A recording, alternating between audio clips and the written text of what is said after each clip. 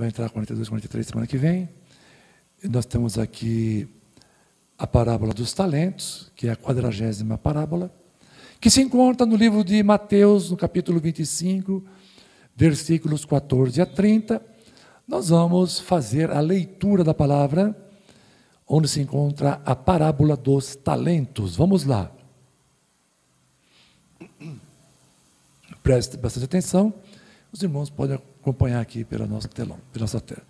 Vamos lá. E também será como um homem que, ao sair de viagem, chamou seus servos e confiou-lhes os seus bens. A um deu 5 talentos, a outro 2, e a outro 1. A cada um de acordo com a sua capacidade. Em seguida, partiu de viagem. O que havia recebido 5 talentos, saiu imediatamente, aplicou-os e ganhou mais 5. Também o que tinha 2 talentos, ganhou mais 2. Mas o que tinha recebido 1 talento, saiu, cavou um buraco no chão e escondeu o dinheiro do seu senhor.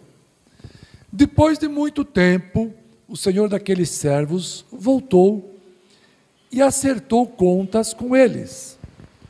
O que tinha recebido 5 talentos, trouxe os outros 5 e disse: o senhor me confiou 5 talentos. Veja, eu ganhei mais 5. O senhor respondeu: muito bem, servo bom e fiel. Você foi fiel no pouco, eu o porei sobre o muito. Venha e participe da alegria do seu senhor. Bom, veio também o que tinha recebido 2 talentos e disse: o senhor me confiou 2 talentos, veja aqui, eu ganhei mais 2. O senhor respondeu: muito bem, servo bom e fiel. Você foi fiel no pouco, e eu porei sobre o muito. Venha e participe da alegria do seu senhor. Por fim, veio o que tinha recebido 1 único talento e disse: eu sabia que o senhor é um homem severo, que colhe onde não plantou e junta onde não semeou. Por isso tive medo. Saí e escondi o seu talento no chão. Veja, aqui está o que lhe pertence. O senhor respondeu: servo mau, negligente. Você sabia que eu colho onde não plantei e junto onde eu não semeei? Então você devia ter confiado o meu dinheiro aos banqueiros, para que quando eu voltasse, eu recebesse de volta com juros. Tire o talento dele, entregue-no ao que tem 10, pois a quem tem, mais será dado, e terá em grande quantidade. Mas a quem não tem, até o que tem, lhe será tirado. E lancem fora o servo inútil, nas trevas onde haverá choro e ranger de dentes. Bom, irmãos, antes de iniciar a explicação dessa parábola, é bom esclarecer que talento significa uma unidade monetária muito valiosa, tal como uma quantidade expressiva de ouro ou prata. Então, talento significa uma quantidade alta de ouro ou de prata, tá? Lições da parábola dos talentos. Vamos lá. Podemos aplicar em nossa vida, irmãos, várias lições presentes nessa parábola dos talentos. E aqui eu vou destacar algumas. Vamos lá. A primeira lição que essa parábola dos talentos ensina é que Deus, Ele não é injusto. Nosso Deus nos concede talentos. No caso, neste caso, simbolicamente, talentos seriam dons, habilidades, oportunidades. Então, o nosso Deus nos concede talentos de acordo com a nossa capacidade. Eu entendo que Ele seria injusto se confiasse a nós algo que não pudéssemos administrar. Vou dar um talento para a irmã Edneia, vou dar a ela a presidência da República. Ela vai se sair bem? Provavelmente não. Ela não conhece todos os ministérios, todas as tratativas. Então, se Deus desse a ela esse talento, apesar de precioso, Deus estaria sendo supostamente injusto com ela, porque ela não tem habilitação para isso. Uma pessoa sem um preparo necessário jamais pode ser colocada na presidência de grandes empresas, né? Em especial em empresas com crise, com finalidade de salvá-la. Seria injusto também colocar uma pessoa numa situação tão difícil sem que ela tenha a capacitação necessária. Da mesma forma, Deus nos colocaria em situação muito complicada se confiasse a nós uma quantidade de talentos que não pudéssemos administrar com propriedade. Exemplo, Deus falou assim, ó, está aqui essa bateria, esse é seu talento. Você senta aí e toca. Eu vou começar a fazer uma coisa horrível aqui. Aí Deus vai me cobrar porque eu toquei mal? Eu não tenho graça, capacidade para ter esse talento. Então Deus estaria sendo injusto, tá? Então, com isso nós aprendemos que parece pouco, o que na verdade pode ser muito. Alguns intérpretes, eles entendem que os servos da parábola eram escravos, né? E eles sequer possuíam salário. Então vamos para a segunda coisa que podemos aprender com esse talento, a parábola dos talentos. Que a parábola dos talentos, ela ensina que o pouco pode ser muito. Algumas pessoas enfatizam o fato de que o servo inútil recebeu apenas um. Logo o inútil recebeu um talento só.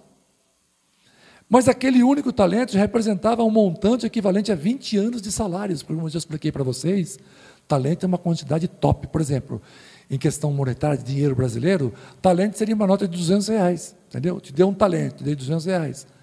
Tá? Isso em nosso dinheiro, mas lá na época era muito mais. Tá? Acredite, irmãos, era mais do que o suficiente para fazer muitas aplicações. Então, aquele dinheiro poderia ter rendido, tá? Mas parece que o pouco, na verdade, ele pode ser muito. Nós estamos aprendendo isso quando Jesus Cristo cobrou daquela pessoa que não fez nada com aquele um talento, foi colocado em suas mãos, simplesmente enterrou. Tá?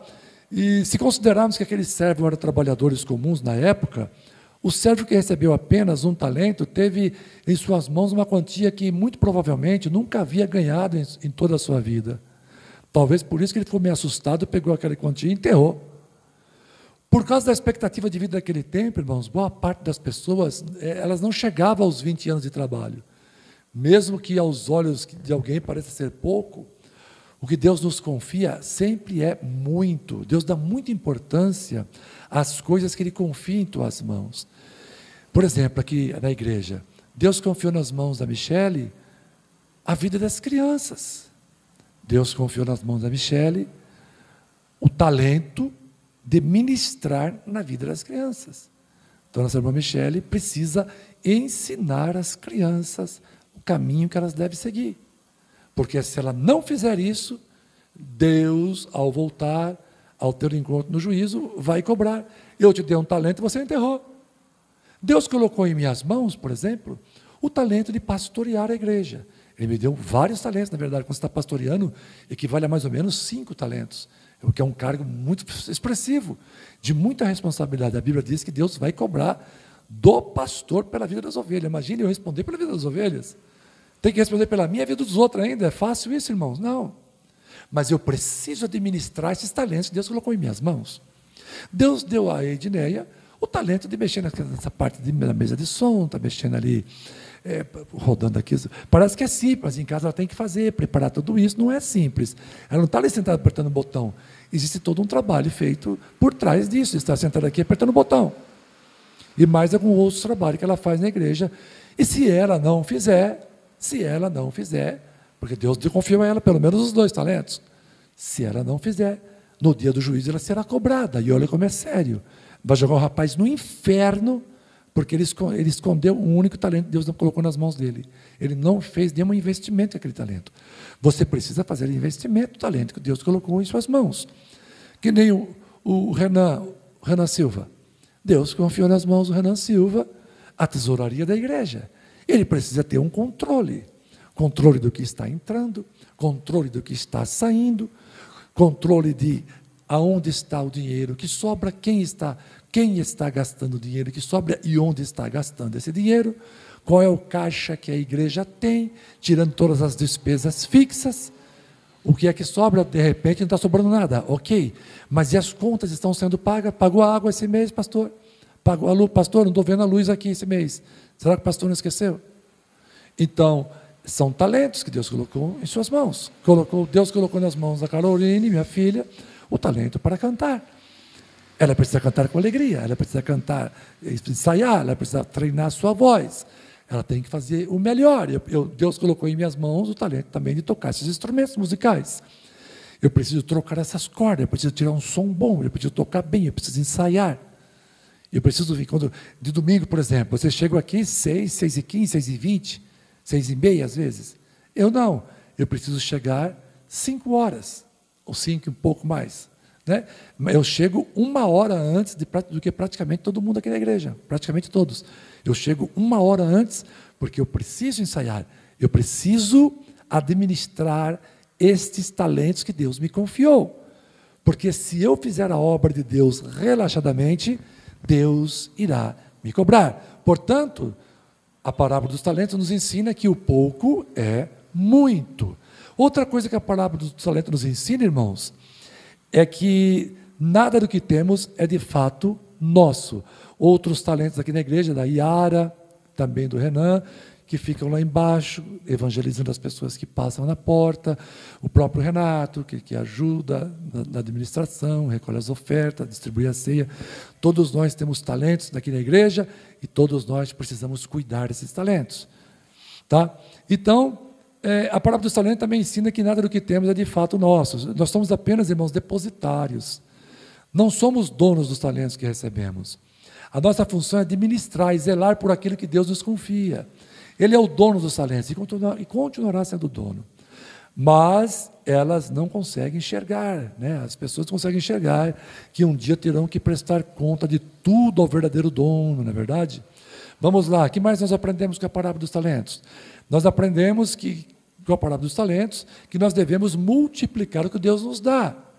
Ao recebermos os talentos, em gratidão a Deus por ter nos depositado em nós tamanha confiança, né, devemos nos aperfeiçoar, a fim de que eles sejam úteis para a expansão do reino de Deus. O resultado dos talentos que recebemos deve glorificar unicamente ao Senhor. O que mais nós aprendemos com a parábola dos talentos? Nós aprendemos, né, que são valiosos, que os talentos são realmente muito valiosos, mas há ainda algo mais valioso do que eles. Na parábola dos talentos, os 2 servos bons receberam uma promessa de que, devido ao sucesso diante das responsabilidades que exerceram, ambos seriam colocados em responsabilidades ainda maiores. É por isso que tem acreditado, né? Deus não chama para a sua obra pessoas desocupadas. Deus só chama pessoas que são muito ocupadas, porque as pessoas que se ocupam com alguma coisa são pessoas responsáveis. Deus não chama quem está lá na cadeira de balanço, ou na rede de balanço, descansando, não. Deus chama quem tem, bom, eu tenho tanta coisa para fazer, ainda vou ter que trabalhar na igreja. Deus justamente te chamou porque você é pessoa muito ocupada, pessoa muito responsável. Deus quer te usar na sua obra. Por isso, irmãos, é importantíssimo a gente valorizar aquilo que Deus coloca em nossas mãos, porque temos ainda algo muito mais valioso para fazer depois desses primeiros talentos que nós recebemos. Tá? Presta atenção, quando o proprietário convidou os servos fiéis, né, para participar de sua alegria, na parábola, ele ofereceu aos empregados a oportunidade de ocuparem uma posição a qual não tinham direito. Eles se sentaram à mesa com o seu senhor, juntamente com ele. Os servos regozijaram-se, lembrando do trabalho que foi desempenhado. O cristão verdadeiro, irmãos, o crente de verdade, ele será convidado a participar de uma mesa a qual não tinha direito algum de participar. Tá? Porém, não por nossos méritos, mas pelos méritos de Cristo, pela infinita misericórdia e bondade do Senhor, que confiou a Ele os seus talentos, tá bom? Que confiou a nós os seus talentos.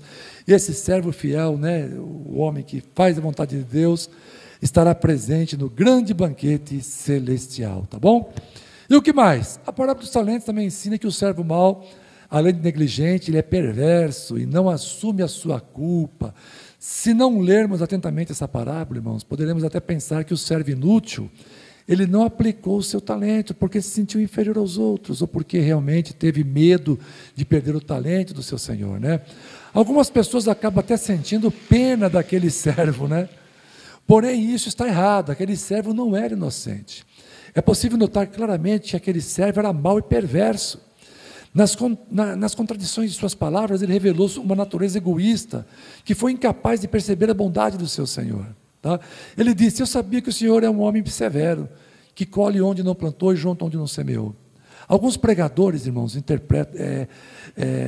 interpretam essa expressão como um tipo de elogio. Alguns até enfatizam que nosso Deus colhe onde não planta, como se isso fosse um tipo de milagre. Porém, essa afirmação do servo mau, na verdade, foi uma acusação contra o seu Senhor. Ele não estava reconhecendo que o seu Senhor era bom, tá bom? Então, com seu comportamento, sua declaração, ele estava acusando o proprietário de ser cruel e de ser uma pessoa maldosa, tá? Então, perceba que ele simplesmente está falando: se você realmente pensa isso de mim, então deveria ter pelo menos deixado o talento com os banqueiros, para que você pudesse me apresentar algum juro, né? E talvez ter poupado da minha crueldade. O servo incompetente não assume seus erros, verdade seja dita. Ao contrário, ele busca apresentar desculpas. E Deus não aceita desculpas. Deus te deu talentos. Se é para cuidar das crianças, se é para ensinar as crianças, ensina as crianças. Se é para pastorear a igreja, pastoreie a igreja. Se é para cuidar da secretaria da igreja, cuide da secretaria da igreja. Se é para estar no louvor, cante bem, toque bem. Se é para estar trabalhando na evangelização, dê do seu máximo. Se é para trabalhar na diaconia da igreja, faça, e faça com muita alegria. Faça render o talento que Deus confiou em sua mão. Se você não fizer isso, você está perdendo o seu tempo na igreja. Vai para o inferno de qualquer jeito. Jesus disse: você recebeu um talento e não fez nada com ele? Vai para o lugar onde há ranger de dentes. Vai para o sofrimento eterno. Tenho certeza que não é isso que você quer. Então, assuma o talento que Deus te confiou. Assuma e faça com diligência, com vontade, com desejo, com garra. Aqui temos pouquíssimas pessoas na igreja. Eu não vou deixar de pastorear. Eu vou continuar pastoreando 2, 3, 4, 5 pessoas, não tem problema. Até que Deus faça crescer isso. Eu vou continuar investindo o meu único talento. Eu não vou fazer como aquele homem que enterrou o seu talento. Não é isso que eu quero para a minha vida. Eu tenho certeza que você também não quer isso para a sua vida. Não enterre o seu talento. Se é tesouraria, vigie, trabalhe, cobre, faça a sua parte. Se é secretária, faça a sua parte. Ajude a igreja, ajude a administração da igreja. Tome conta disso.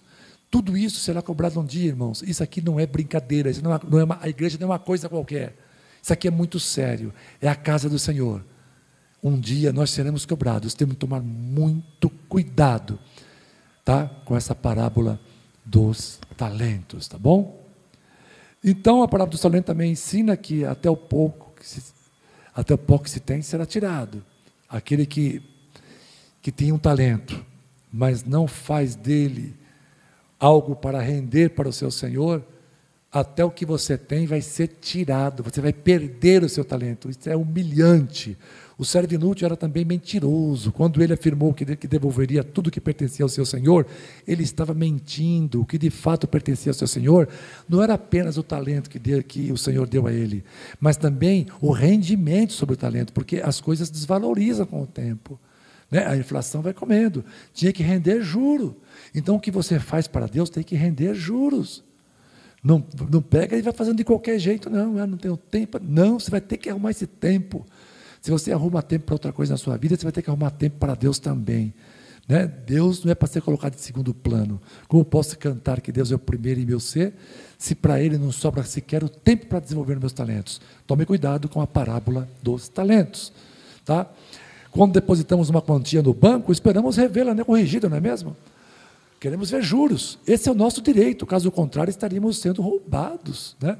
Então, aquele servo mau também roubou o seu senhor quando enterrou o talento e deixou de aplicá-lo com os bancários. Tá bom? Daí vem a ordem para tirar-lhe até o pouco que ele tinha, pois naquele momento ele passou a ser devedor de seu Senhor. Amém? Espero ter esclarecido para vocês a parábola dos talentos e que a gente possa levar muito a sério este ensino, tá? Vamos para a segunda e última parábola, é bem curtinha essa, a explicação também é curtinha, bem rápida. Vamos lá. 41ª parábola, o tesouro escondido. Se encontra lá no livro de Mateus, capítulo 13, versículo 44. Vamos efetuar a leitura. Também o reino dos céus é semelhante a um tesouro escondido num campo, que um homem achou e escondeu. E pelo gozo dele vai, vende tudo quanto tem e compra aquele campo. Irmãos, certamente o ensino principal da parábola consiste em que o tesouro escondido é o próprio Cristo e o seu reino, inclusive a salvação, que nos proporciona o grande privilégio de assim sermos transformados definitivamente, tá? A parábola não está ensinando que devemos comprar a salvação, ao contrário, o recurso utilizado por Jesus Cristo tem o objetivo de mostrar a tamanha preciosidade e seu valor incalculável na vida daquele que encontra, sem ao menos ter procurado por ela a ponto de renunciar tudo o que possui, apenas pelo prazer de desfrutar de sua posse. Então, aquele homem que encontrou aquele campo, que viu aquele tesouro, que deu um imenso valor a ele, né? O reino de Deus passa a ser comparado com aquilo, né? Como um tesouro escondido num campo, que o homem achou e deixou ali bem escondido, tá? E ele com muita alegria, ele vai, vende tudo o que ele tem para ficar com aquele campo. Por quê? Porque ele sabe que aquele campo tem um tesouro, ele não vai tomar aquele tesouro à força, mas ele quer aquele tesouro, então ele dá tudo o que ele tem para ficar com aquele campo, porque naquele campo está o tesouro que ele tanto deseja para a sua vida. Então nós encontramos, irmãos, em Cristo Jesus, um tesouro incalculável. Talvez quando os amigos daquele homem o viram vender tudo, né, sem motivo, aparentemente, eles pensaram que ele estava cometendo um erro terrível, né? Ou mesmo, quem sabe, enlouquecendo. Esse homem vendeu tudo que tinha para ficar com esse campo. Esse é o comportamento, irmãos, de muitos que nos cercam, ao não compreenderem o grande valor do tesouro que nós possuímos, porque quando nós aceitamos a Jesus Cristo como nosso Senhor e Salvador, a gente vende tudo o que tem, se é um bar, vende o bar, se é uma vida de pecado, a gente acaba com essa vida de pecado, se é algo que nos restringe a fé, a gente se livra daquele algo que nos restringe a fé, a gente entrega tudo, irmãos, para comprar esse campo onde está o nosso tesouro escondido, que é Jesus Cristo, a nossa salvação, o reino de Deus, tá? Então, essas pessoas, elas não entendem, quando renunciamos às facilidades dessa vida, a possibilidade de nos dar bem a qualquer custo, ou mesmo quando deixamos passar oportunidades imperdíveis por amor ao reino de Deus. A gente perde realmente oportunidades que seriam imperdíveis por amor ao reino de Deus. Então é este o significado desta parábola. Jesus Cristo está aqui afirmando através dessa parábola que os crentes de verdade, eles hipervalorizam as coisas de Deus, eles colocam Jesus acima de qualquer outra coisa. É Jesus de manhã, tarde e noite, é Jesus no café, no almoço, no jantar e na ceia, é Jesus durante o sono o tempo todo. Nós damos tudo em nossa vida para ficar com Jesus e a sua salvação, o seu reino. Tá bom, irmãos? Então Jesus está dando aqui a dica: se você é um crente de verdade, você respira Jesus Cristo 24 horas por dia, e é isso que eu espero que você esteja fazendo. Amém? Então eu espero ter sido claro aqui hoje com a parábola dos talentos, tá bom? Que Deus nos dá talentos, mas Deus um dia vai cobrar o resultado. Vamos trabalhar, vamos fazer valer aquilo que Deus colocou em nossas mãos. Não esconda os seus talentos. O que é esconder os seus talentos? Esconder os seus talentos é você ter algo a realizar para o Senhor e se tornar um desigrejado, não quer receber mais de igreja, não vai para a igreja. Ou então, se ele tem um talento na igreja, ele não faz seu talento. É cantar, não quer cantar, é ensinar, não quer ensinar, é dar aula, não quer dar aula, é pregar, não quer pregar, é administrar, a igreja não quer administrar. Então, isso é negar os seus talentos. Para com isso. Grande será a cobrança na sua vida. Não brinque com essas coisas. Deus te tira o talento. Deus te coloca numa cama de enfermidade e de dor. Ele arranca o seu talento. E o que você vai ganhar com isso? O inferno depois? Não. Você aceitou Jesus Cristo? Aceitar a Jesus Cristo é aceitar o Salvador e o Senhor. Com o Salvador está tudo bem. Seremos salvos, ok. E com o Senhor? Se você não aceitar como o Senhor, você também perde o Salvador. Então, use os teus talentos adequadamente. Tá? Invista os teus talentos no reino de Deus. Grande será a tua vitória. Você encontrou o tesouro escondido? Então entregue tudo que você tem na sua vida. Fique com Ele, somente com Ele, em nome do Nazareno. Amém?